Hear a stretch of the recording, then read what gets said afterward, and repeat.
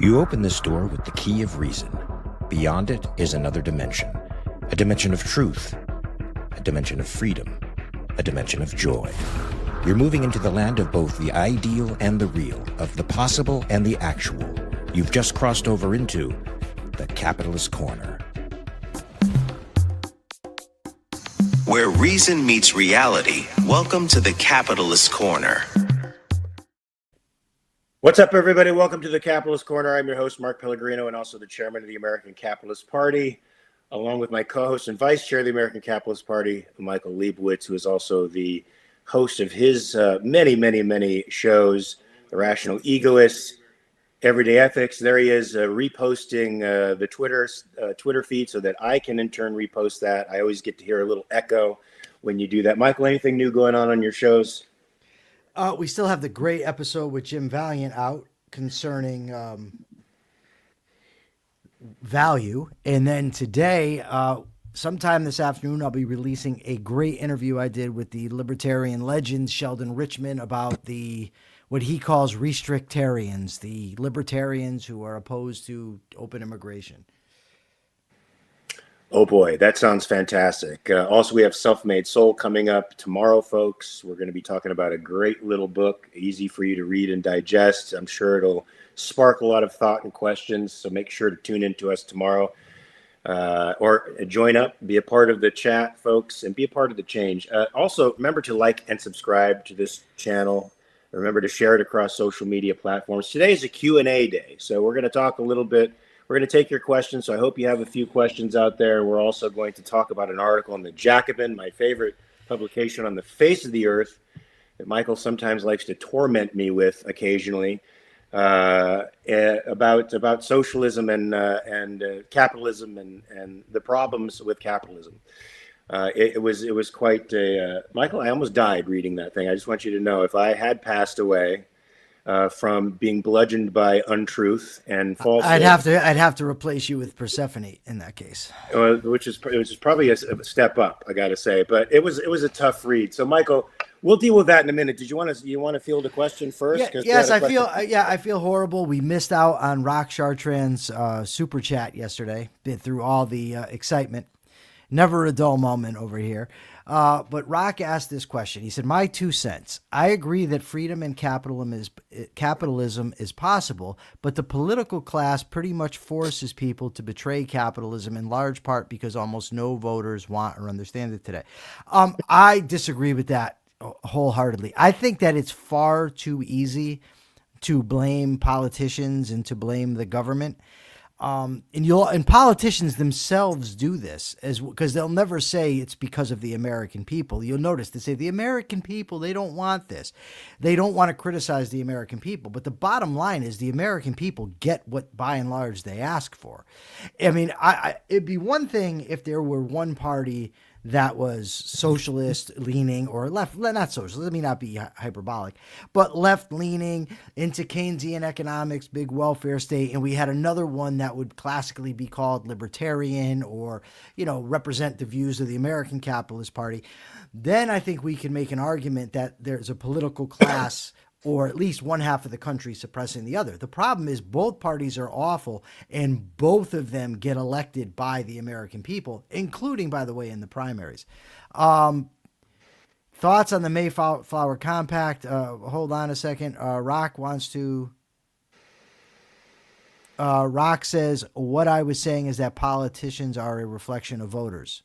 Oh, well, then I agree. That's true. That's not how I interpreted the question, though, Rock. I got to tell you. Yeah, the political class isn't forcing anybody. They're just reflecting the values that the people already have. And Michael, we both know that this country was born on mixed premises, for sure. It tried to marry Locke and Rousseau, and it's been a bad marriage, and they should get a divorce, and we should go with Locke entirely. Leave Rousseau in the dust.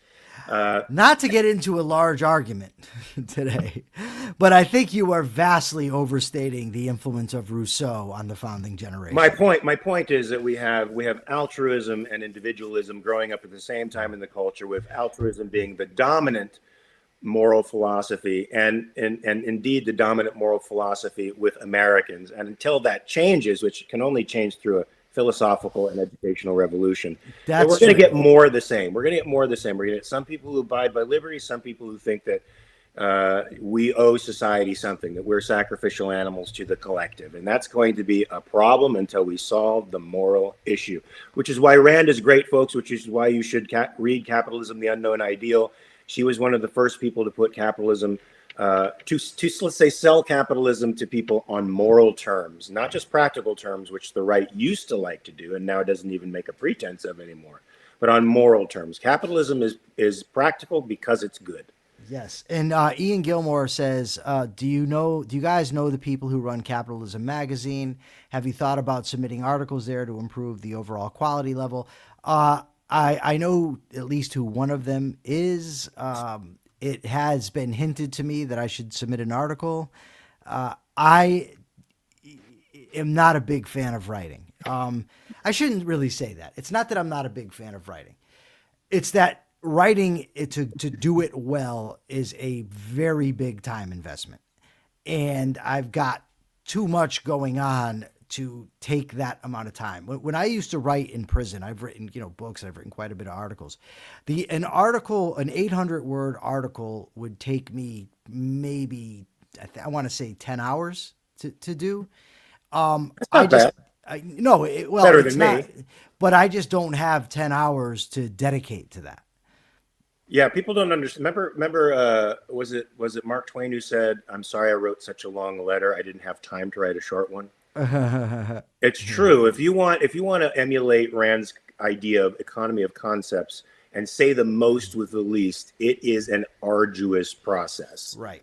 for anybody. I mean, Alexander Hamilton to me is a very sketchy historical character, but Michael, apparently he used to be able to stand up and extemporaneously speak in beautiful prose. Like the guy could write thousands and thousands of pages off the top of his head. So in that respect, he was a genius. I wish I had that. I know, and it takes me a long time to write as well, if I want it to be coherent. Sure. And it's one thing if you are a professional writer and have somebody that gives you an advance on a book, or you're submitting articles to a publication that's going to pay you, because then you can be sustained in that way. I don't have that. In prison, it was fine. I had all the free time in the world. I could do it. Out here, not so much. Ian Gilmore says Breitbart was right that politics is downstream from culture, which is why we need to work on the culture first. Do you agree with that, Michael? Yes. Yeah, that's not a bad formulation. Go ahead. What were you going to say? No, I was just going to say that doesn't mean that we can't address politics at all, but by and large, yeah. Certainly ethics. I mean, we definitely have to talk about ethics because capitalism gets the approval of people because it works, but the disapproval of people because they think it's unethical. And I think objectivists are uniquely positioned to make the argument that it works because it's ethical. And not a lot of people are capable of doing that. And that's where I think we have the upper hand as defenders of the free market. Jenna Kleem asked back here with a $5 super chat. Thank you, Jenna, about the Mayflower Compact. I haven't read the Mayflower Compact in over 20 years. I couldn't really comment on it. I mean, it's been a long time for me too, but Michael, I think it was just exporting a good political trend from England, which was compacts, where the people thought they needed to make an agreement with one another with respect to the way in which they would govern, and that everybody had to be on board with that. Everybody had to be on board and consciously accept a certain type of governance, which I think in essence is good. That's been years as well, decades since I've read the Mayflower Compact. But the idea of a compact, of a contract, of a constitution between the people and the governors is pretty doggone good, particularly if it restrains the people who are considering themselves the rulers. Michael, did you want to deal with this Jacobin article?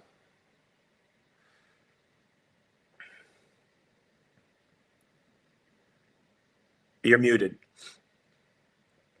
I said it sure beats just sitting here staring at one another. Good. Maybe not, though. I don't know. So go ahead. Deal with this. You're a good-looking guy. You're just going to throw it all on me. Normally, you read a section and then we talk about it. Let's read a section. And that's what I'm sitting here waiting for. All right, you want to read? You want to read this? I want to do something other than just say, "Hey, talk about the article." Okay, Persephone's very upset. I don't know if she's more upset with me or you or what, but she gets this aggravation level that's really maybe some blood pressure medication, I think. so the article is a critique, quote unquote, of In Escape from Capitalism. It's a review of the It's book a review, yeah. An Escape from Capitalism by Clara Mattei. I don't know if I'm pronouncing that right. Doesn't matter. And it says basically the synopsis above argues that socialists need to move beyond social democracy by insisting that democracy, rather than profit, guides economic decisions. Sure. Okay, so that's a synopsis, I guess, of what the review is going to go into. Did you want to comment on that, Michael, or should we go to the first paragraph? No, I was just laughing about the comment in the thing. All I'll say is that it's all predicated on the idea that profit is evil. Note that, because it goes back to what you said earlier about capitalism needing a proper ethical base. Because once you accept that profit is evil or untoward or greedy or any of these things, or the meek shall inherit the earth, it's easier for a camel to go through the eye of a needle than for the rich man to get into heaven, that sort of stuff. Then you open yourself up to this, that profit itself is the problem. Yeah, in fact, they say that there's a logical contradiction between profit and need, Michael, and they constantly put that up there as if the two are in a death struggle together, and there's no way that the two are marryable. What do you think? Well, I think it's just not true. And that's the problem. The idea is that they're putting forward is that if one person profits, it has to come at somebody else's expense, right? So the idea is, I have my chapstick here. There's this chapstick, and either I get all of the chapstick or you do. Or there's only a rather better analogy. There's a limited amount of chapsticks on the planet, so the more I take, the less you take. What they don't acknowledge or talk about is the very incentive that people have to want to buy chapsticks creates the incentive to produce more chapsticks. And the only incentive there is to produce more is the idea that I'm going to get more out of it than what I put in. Otherwise, why would I engage in it? If from my perspective, I'm not going to be better off after any given action, then why in God's name would I take that action?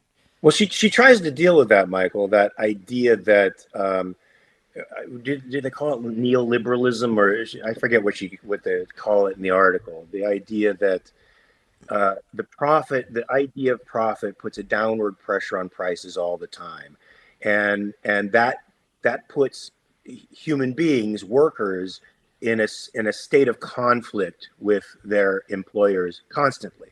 And they are left in this really killed me, Michael, because it talked about austerity. It talked about using austerity, which means, not having a dole or a public trough for people to suck at, and leaving people dependent on the market. Well, Michael, to me, you're not dependent on the market. You're an interdependent human being. And the market is a tremendous convenience for you. It's like the division of labor economy enables us to be incredibly free, because the alternative is a subsistence economy where we have to do every single thing for ourselves. I'm trying to find the article that I sent you, and I can't find it because I wanted to look up something myself. But yes, the idea there is that when profits go up, wages go down. And the argument is that it's similar, if not identical, to the iron law of wages that says that the wages will always drop to maintain a subsistence level.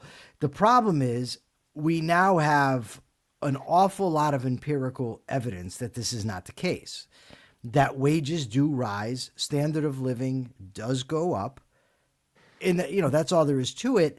But furthermore, the idea that we have austerity? Are you kidding me? What are we, $38 trillion in debt? Yeah, Where and we're is the this second. austerity? We're the second largest welfare state next to France. So it's not like there's anything like austerity. Yeah, it's like 3/4 of the budget deficit is driven by social welfare programs.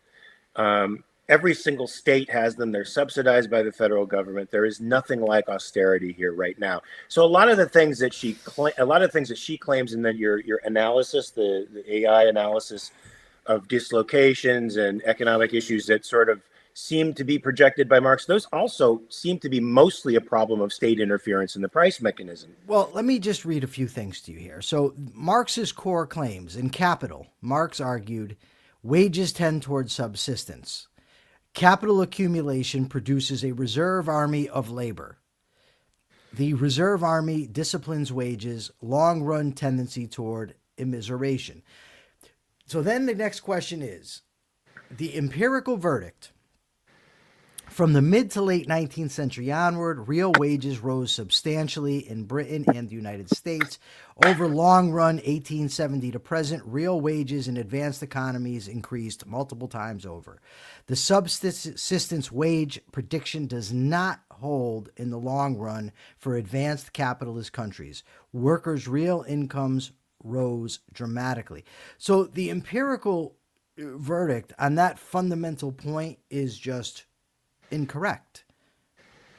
Well, Michael, this person also forgets that, that innovation and productivity, which they actually hate in this article. I don't know what they're calling for instead, but they do acknowledge that capitalism calls for innovation, and innovation ends up unemploying people, but it's making the individual worker far more productive. So it's making their labor so much more valuable because they're able to produce more.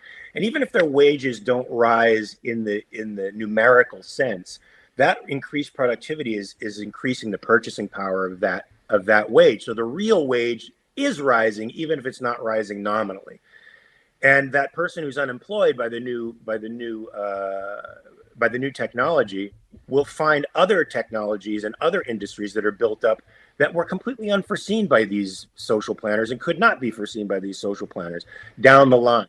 I mean, every time there's been an advancement, Michael, from the mechanical loom to the car to computers, the Luddites come out and tell us we're through, it's done, apocalypse is here, we're going to be irrelevant. You've seen the Twilight Zone episodes where computers take over the world, the robots win, they unemploy even the boss in the end.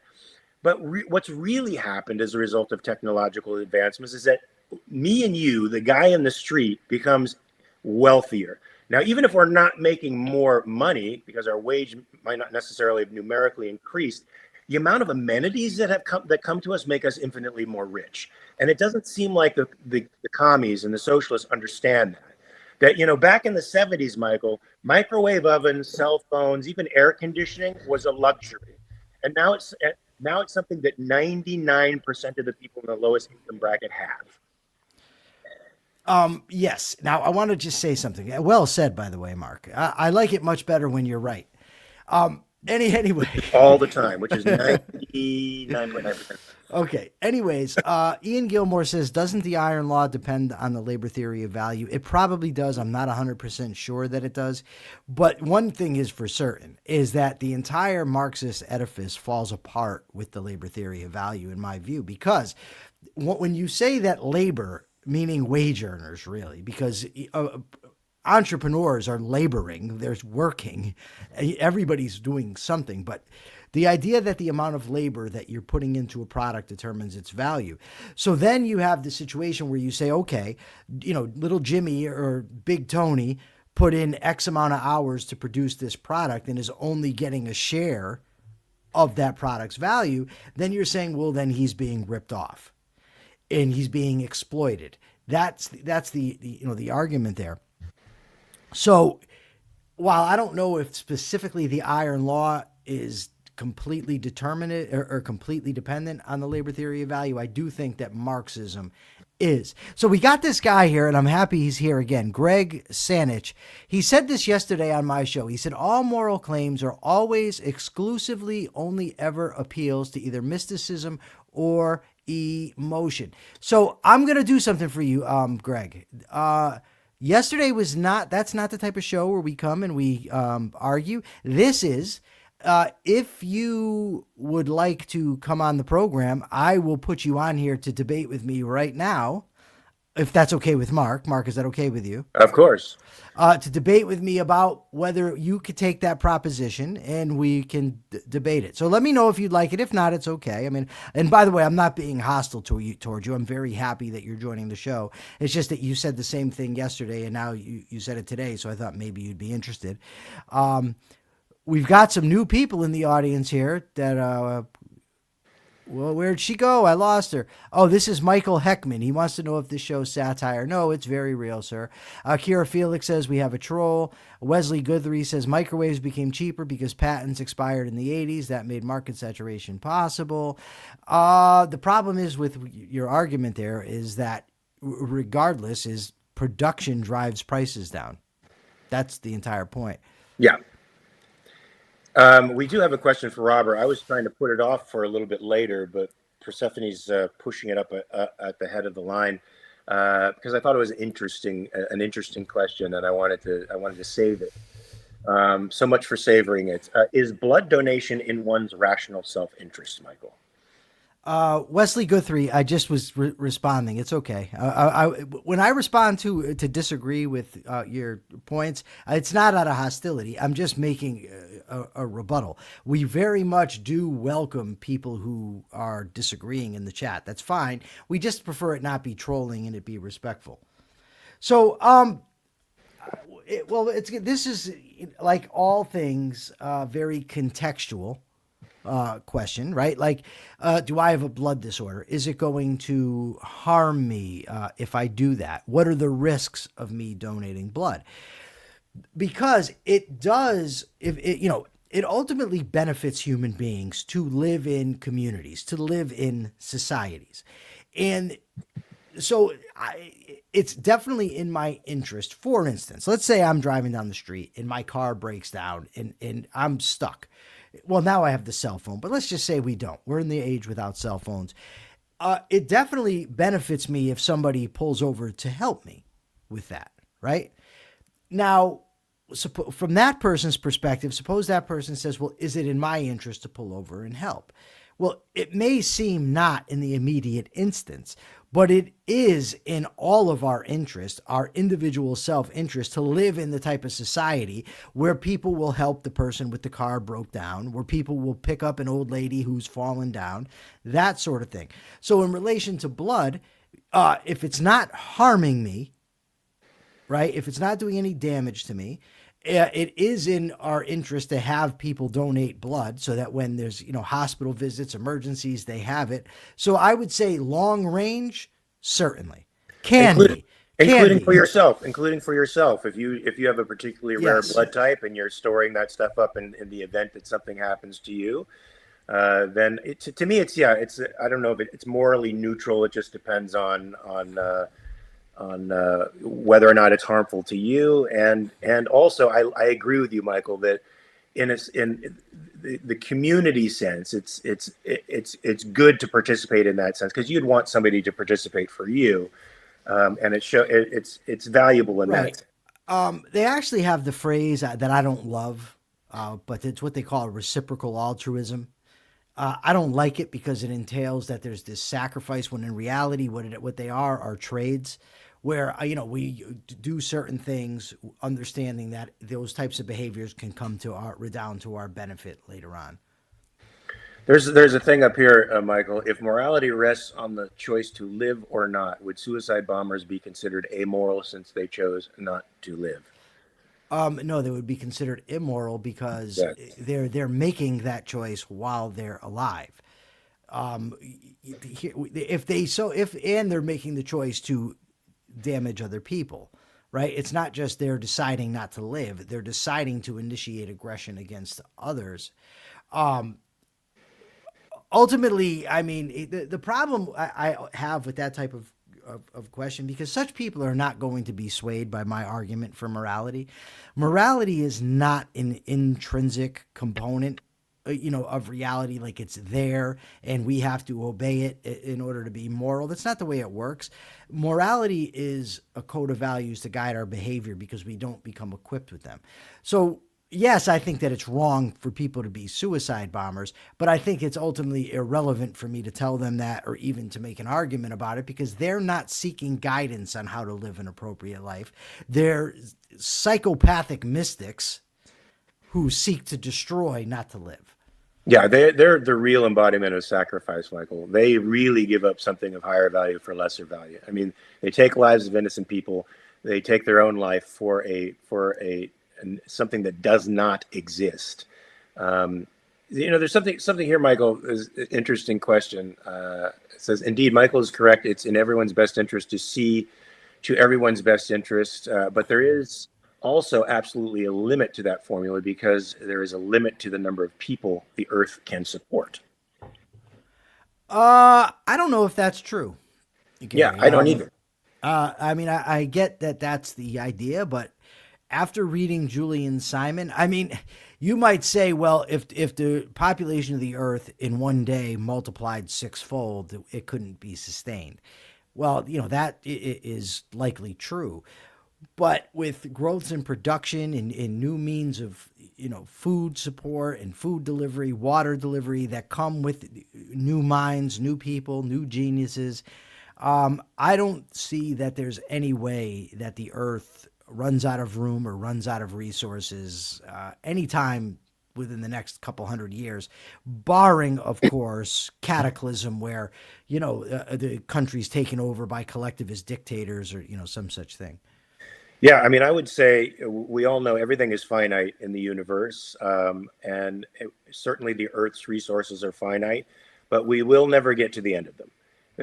Assuming no catastrophe and assuming mostly free minds and free markets, human beings will figure out a way to make resources relatively, I can't say infinite, but make it such that the resources will never have an end for us. Michael, they can produce water on the surface of Mars out of the atmosphere. There's things that they can do now. Remember, 150 years ago, 90% of the population was in agriculture. And they don't produce anywhere near the amount of food that we produce now with less than 1% of the population devoted to that.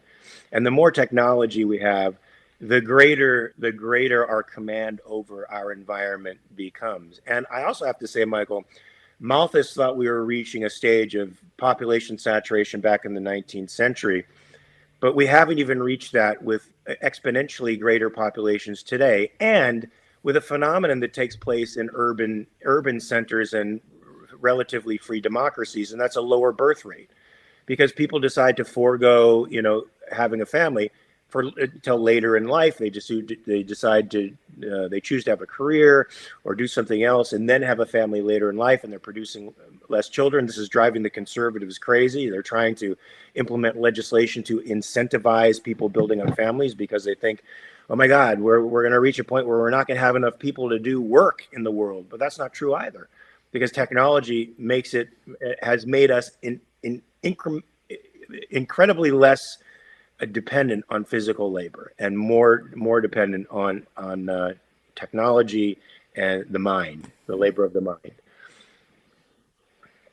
I'm with you. I'm going to respond to this one last time to Greg. And Greg, it's not personal. We just don't like to have one person taking up the whole show.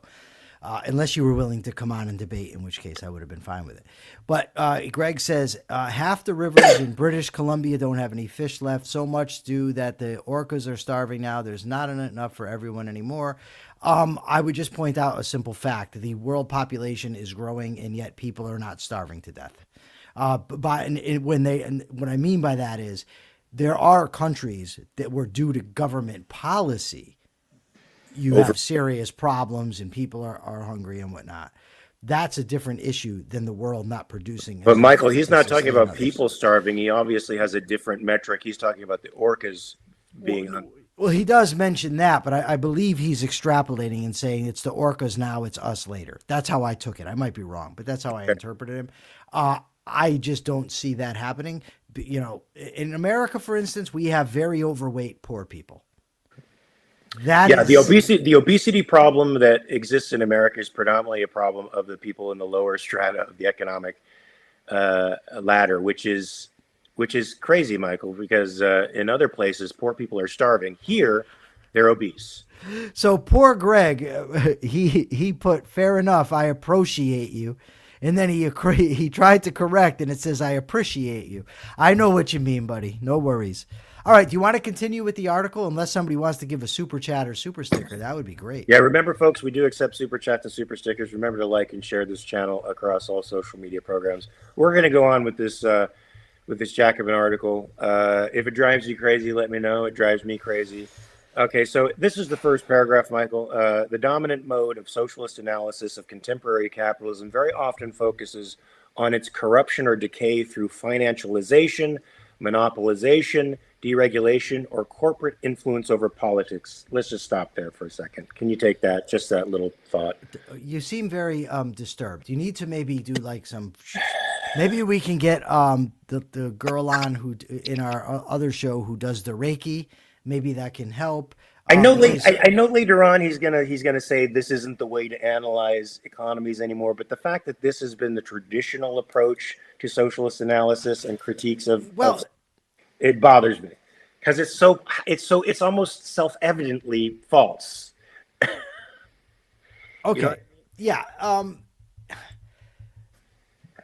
I don't know. It's a difficult thing to really wrap your mind around because the argument is that if you have a free market, it necessarily leads to this type of corruption that we have.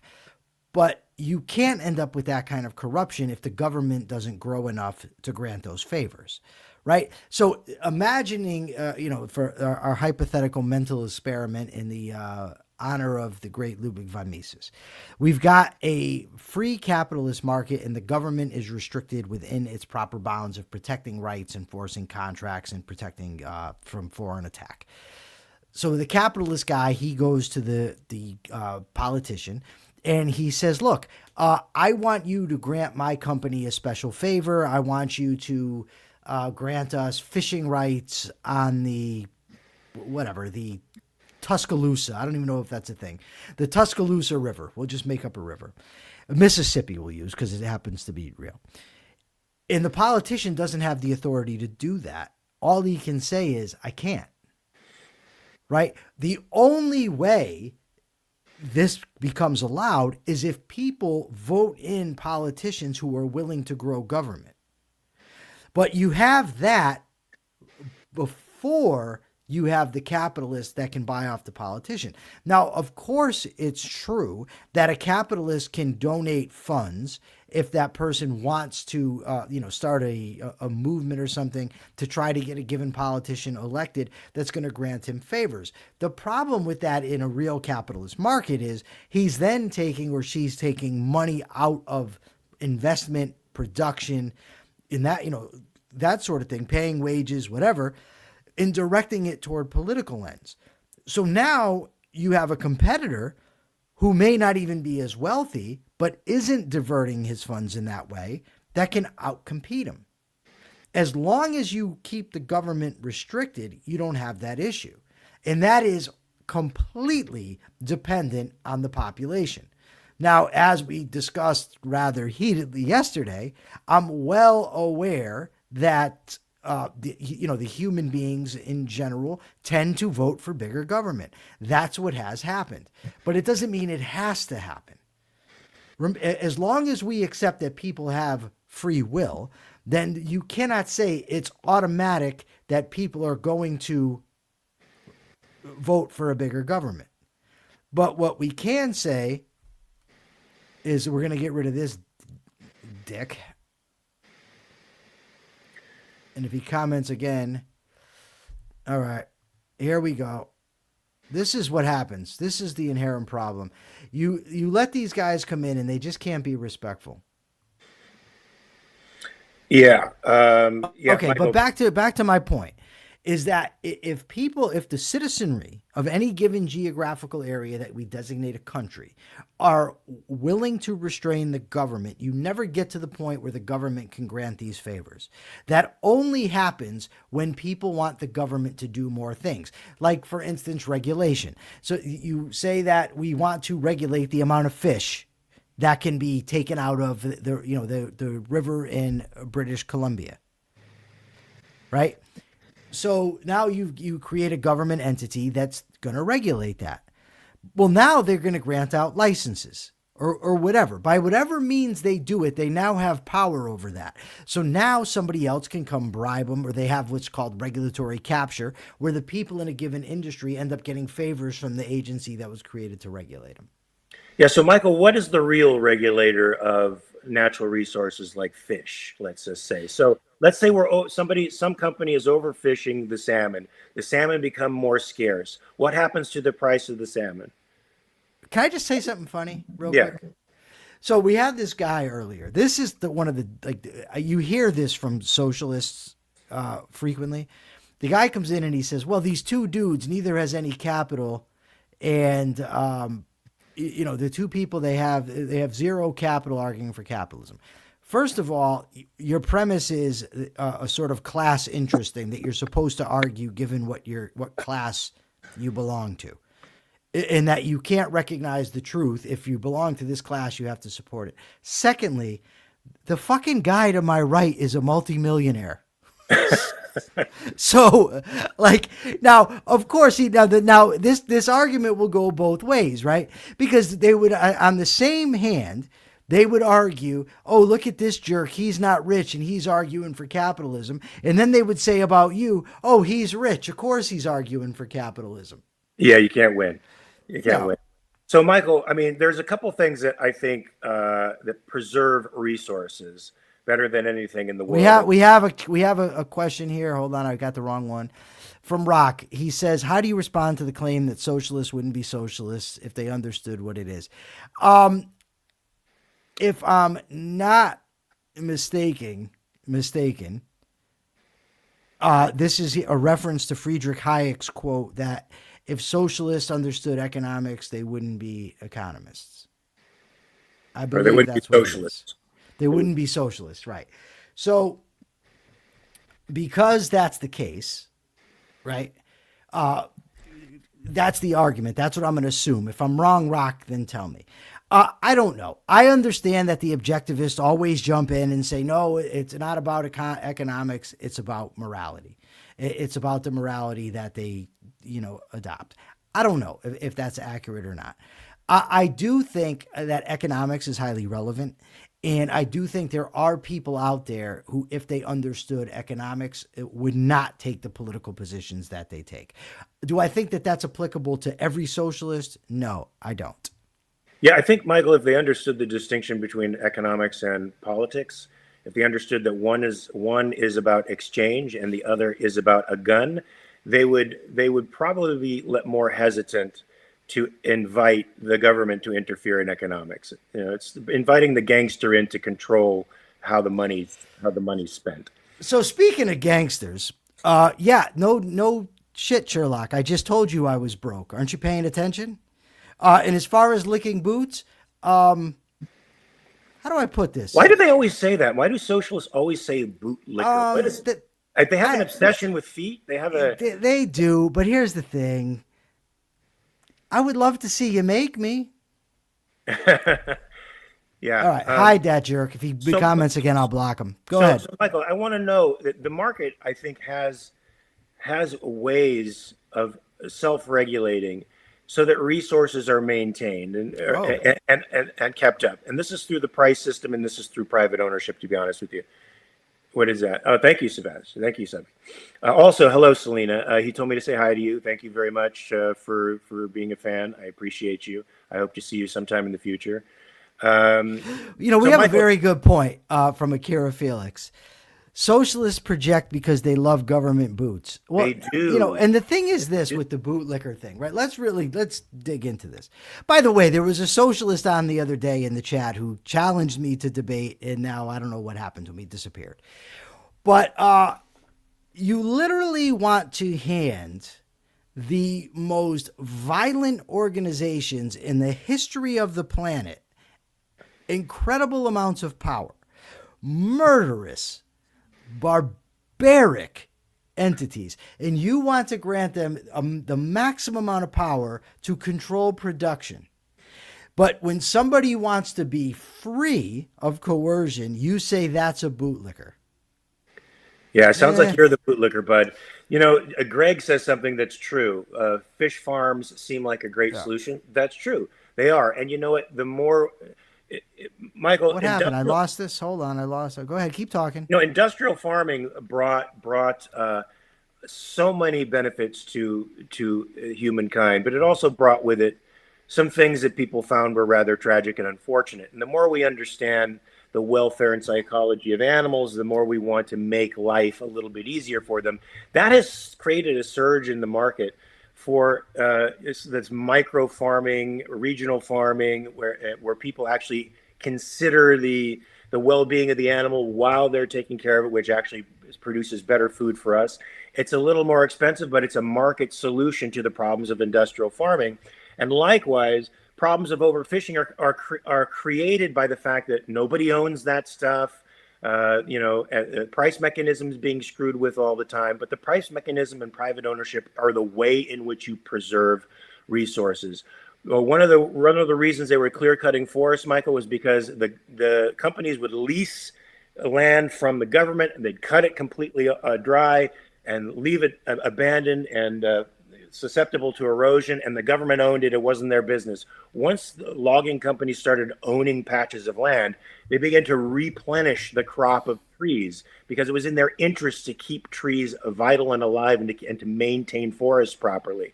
That's how you maintain a nice environment, a pro-human environment, while at the same time respecting all of the life around it through the market and through education. Michael, if I were a king, a capitalist king, I would reduce the EPA to an informational organization and encourage them to use. I wouldn't even do that. I'd get rid of them altogether. I would get rid of them, but I mean the environmental movement. I would encourage them to no longer seek legislation and use that $10 billion a year that they make to purchase land. And make it private. And if you want to make it a nature conservatory, that is the way in which capitalism will preserve that territory, and it'll be better than the federally protected land today, which has all kinds of freaking issues because it's federally protected. Thank you for the super sticker, Kaya. I appreciate Yes. it. Seb ISP says, I am a socialist. Yes, that's fine. We welcome you to the show. You're welcome to comment as long as it's done respectfully. We're perfectly fine with it. We don't mind disagreement. That's not to say we will respond to every comment you make because there's other people commenting. But please join. Tell your friends to join. As long as they're respectful, we welcome it. Yes, Rock, this is a question for you, socialists. Why don't most socialists understand that the consequences of their demands leads to the cronyism they claim to oppose? Why don't you understand that? I don't know, but that kind of answers Rock's question earlier because that's an economics question. Why does it tend to do that? And this Right. is also an interesting paradox, Michael. Akira Felix points it out. They complain about monopolies and then want everything to be a government monopoly. Sure. Yes, Yeah. yes. Socialists are nothing if not filled with paradoxes, and they don't mind having the paradoxes. They don't try to weed out the contradictions in their thinking, Michael. It seems that they allow them. They want them. They certainly doesn't bother them. I just want to differentiate here, right? Because if we are going to just sit here, and I'm not saying this is what you're doing, but it can come off this way, and I know a lot of people in our camp do this, right? Is that they dismiss everyone that disagrees with them as you must be evading, you're being dishonest, you're lying, you're immoral, whatever. And I mean, first of all, that's a cop-out. That's not an argument because you don't know what's in somebody else's skull. Now, there's sometimes you can tell. But if we're trying to persuade and convince, you don't do that by telling people how rotten they are. So we have Seb ISP here, and he says, but government monopoly is run by democracy and voting. So I'm going to address that in a second. But the point is this guy's here to listen, right? Now, maybe he wants to argue. Maybe he's an immoral dick. Maybe he's 60. I don't know because I don't know the guy. But I'm not going to just dismiss him summarily as an evader who doesn't understand economics or morality, and that's why he likes this, right? I'm going to take it that maybe he just hasn't read the literature. Maybe he doesn't understand the arguments, whatever. So he makes this point here. Government monopoly is run by democracy and voting. The problem with that is that ultimately in a free capitalist market, it's this, and this is going to go contrary to some objectivists. It's ultimately consumers who decide what is going to sell. If consumers don't want something, they don't buy it. If they do want it, then they buy it. And the people that are selling them the products want to make a profit. So they actually have an incentive to lower their prices, to create more products to sell. Whereas the guy in government has a different incentive. He has the incentive, first of all, and the idea that people in government aren't run by self-interest, I would just say to check out public choice theory in economics, but their incentive is to get votes. And they don't get votes by providing the best product. They get votes by promising things. And even if they advocate for a given policy, let's say they advocate for no plastic bags at the local supermarket, right? By the time that the effects of that policy can be known even by people who study it, most people have forgotten it. Some people don't even understand the consequences, and that guy escapes scot-free, whereas somebody that continues to sell a bad product, people stop buying from him. He gets almost immediate messages in terms of prices and in terms of sales to know whether to keep going or not. Yeah, no, Michael, if we're talking about democracy, not in terms of its actual meaning, like majority rules, 51% can tell 49% of the population what they want and then rule over them. Oh. But we're talking about it in a sense of choice. Then a market is the ultimate in democracy, my socialist friend. It's the ultimate in democracy because you are in that moment taking a vote, making a vote with your dollar to get a product. That's your vote. Your vote is the dollar. And that's what you're using. And so, and nobody can interfere with that. I find that incredibly empowering. If you could tell me what's weak about that, let me know. I don't consider human beings to be determined. I don't think anybody is leading them around on a string. I think they make choices, independent choices, that refer to their own context in the moment. And that is total freedom. Tell me where I'm wrong. Thank you for the super sticker, Gary. $2.99. Appreciate that. Greg's though says, I get socialism, I get it. Why can't everything be nice for everyone, right? But our feelings are not reliable pathway to truth. Reality isn't very nice. It's a balance to reconcile those two. But I don't even want to say, Michael, by reference to that capitalism and markets are somehow not nice. Because I think it's not nice to impose your will on other human beings, and the market is the protection, is the shield against people imposing their will on you. It's where you have total free choice and nobody can interfere with you. Oh, I got to get this off the screen. Thank you, Gary Menard. So want to read Seb's response? Well, he says the market is dictating by purchasing capacity, not by actual value of the human being. Nobody ever said it, but government certainly isn't determined by the value of the human being either. So that argument fails because it's ultimately irrelevant to the equation. The bottom line is, yes, purchasing power is very relevant in a free market, but with the free market, everybody's purchasing power grows. That's just historical. That's not even an economic argument. It's a historical fact that with capitalism, people's purchasing power grows. Not everybody's grows equally, but it does grow. And Michael, people have total freedom within whatever that capacity of purchasing power is. Certainly my purchasing power has increased from the time I was 20. For 90% of the population, their purchasing power increases from the time. Why are people like this? I got a serious question. I want to ask you, Mark. Maybe you can tell me. Like this guy, you people are the dumbest people alive. That's a very interesting argument.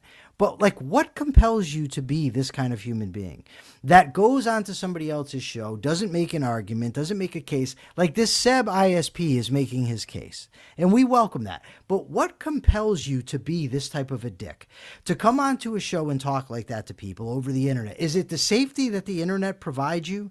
Is that what causes this? I wonder. Partly, because I'm going Michael, to bet. I would be willing to bet if you ran into Mark on the street, you would not say that.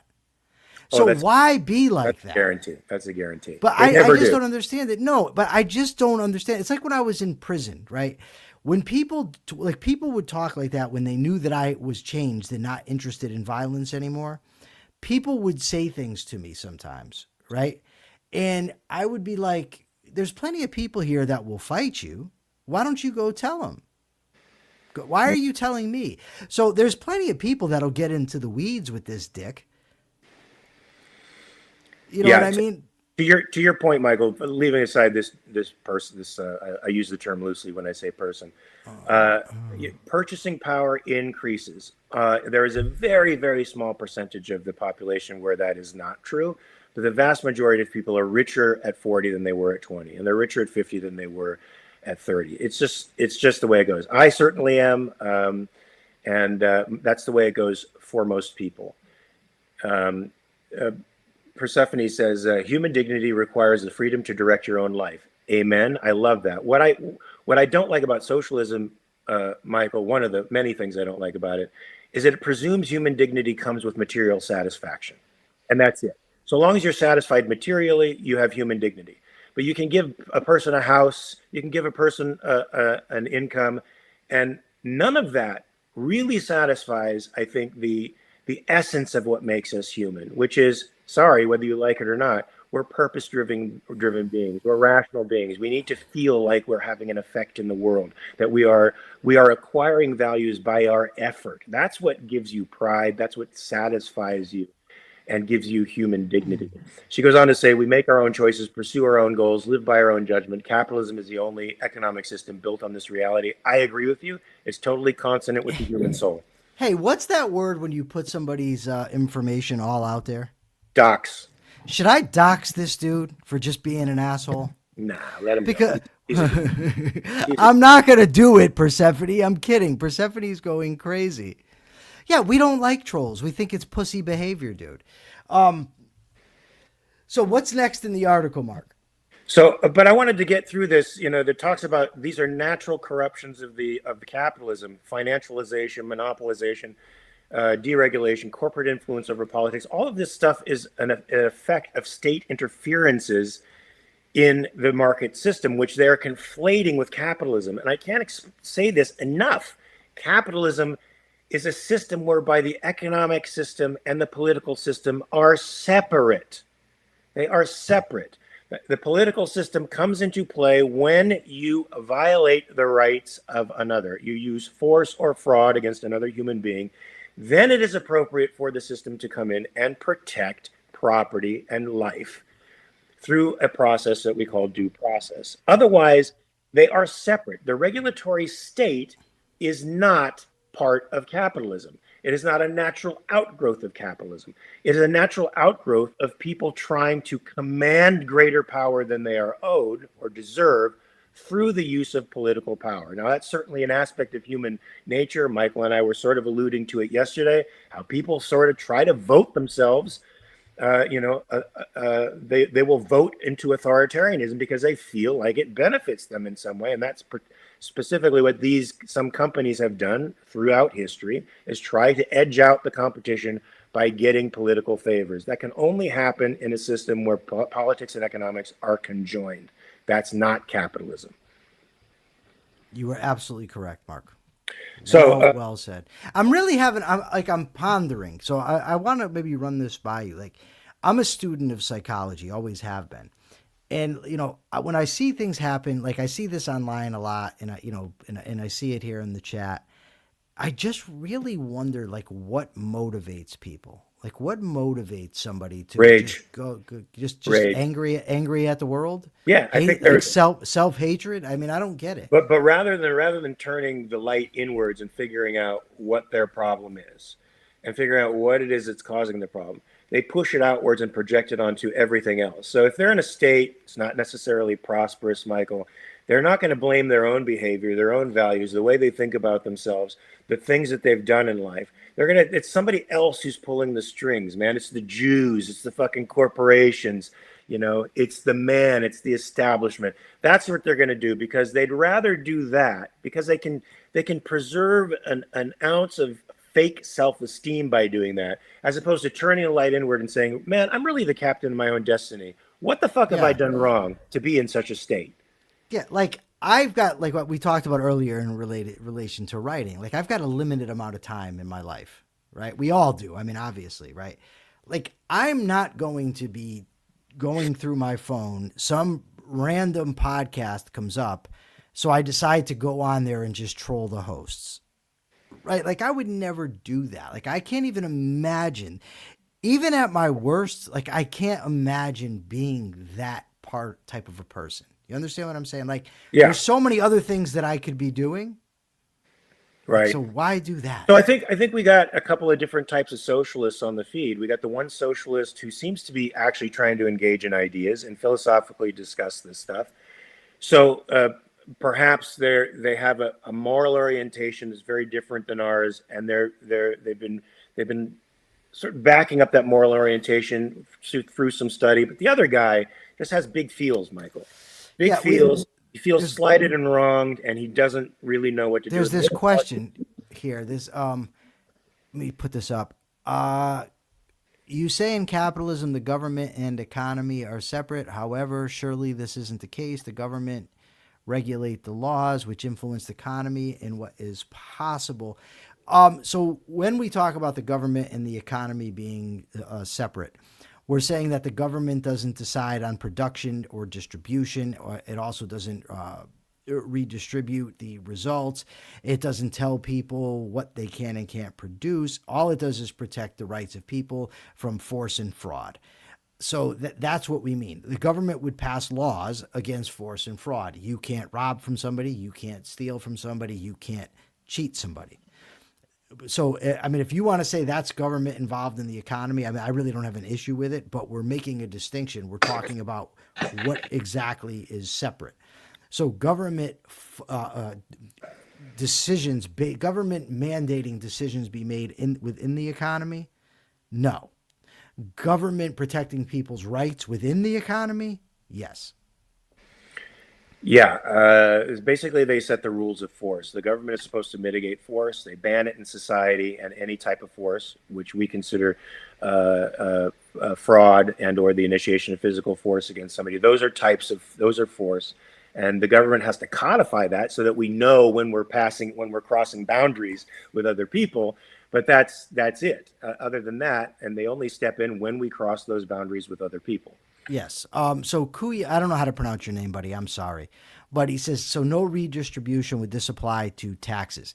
So I don't think that it's doable right now. So don't think that I'm here making the argument that we should be doing this right now. But yes, in a truly free society, in a society that was totally committed to protecting individual rights, no, there would be no compulsory taxation. Nobody would be taking money from anybody else.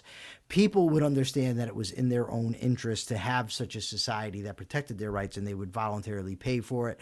And there's other ways you could do it. You could have maybe a national lottery. Maybe inmates could perform, labor, and you sell the products of what they produce, that sort of thing. There's different ways that it could be done. But yes, it would apply to taxes as well. Very good. Yeah. Do you want me to continue with it? We only have a couple more minutes, so maybe. No, we could just do. We could do, because I got to get some stuff done. We can do the capitalist thought of the day today. It's, I believe, your turn. Yeah, folks. So what we've been talking about is two distinct types of systems here. One is a socialist system that believes in a centralized ownership of the means of production, and our system whereby every individual owns the means of production. They own the means of their production. Production is the way in which you survive. You should have complete ownership over the means of production. You should be free to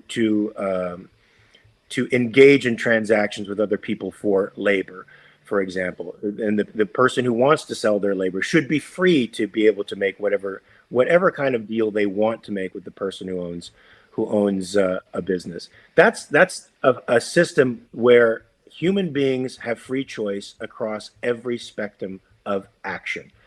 That is the kind of system that we think is a benevolent system. It's the only system where we respect the rights of every other individual. We don't trample over them. We don't consider an individual but to be a means to our ends, but understand that each individual is an end unto himself. To me, that is the beauty of capitalism, and it's the kind of message we're trying to take to the world. Go ahead, Michael. So the question for the weekend, the question that I want to ask is, I want to have everybody answer Robert's question. Robert's question earlier was, is it in your self-interest, or is it in people's self-interest to donate blood? I'm very curious to see what people think about this. Can you please go to YouTube and answer this question? Robert, thank you so much for the super chat. Really, really, really appreciate it. Thank you very much, Robert. So, folks, well, Michael, I think I'm leaving on Sunday, so I'll be in Toronto. So it's going to be you here on Monday, and I'll be back sporadically during the week to help you out with the podcast. But, folks, you have a few hours now, a couple of days to check your premises, and I hope you really do that, especially you socialists out there. I don't mean this in a mean way. I think we all have to check our premises. We as capitalists have to check our premises. And you have to advertise, Mark. We're doing some stuff tomorrow. Oh yeah, tomorrow we're doing Self-Made Soul, guys. And are we doing a Q&A after that with for Capitalist Corner? Okay, we're going to be doing a Q&A for Capitalist Corner right after Self-Made Soul. So join us on both of those if you can. It would be great to see you. I will be seeing you at some point during next week. I'm not sure exactly when yet, but Mike will be helming the ship, probably with James Valiant, which is always a great combination. Please remember to like and subscribe to this channel across social media platforms. We'll see you here on Monday, same bat time, same bat channel, 9 a.m. Pacific, 12 p.m. Eastern. And please remember to check your premises. Peace.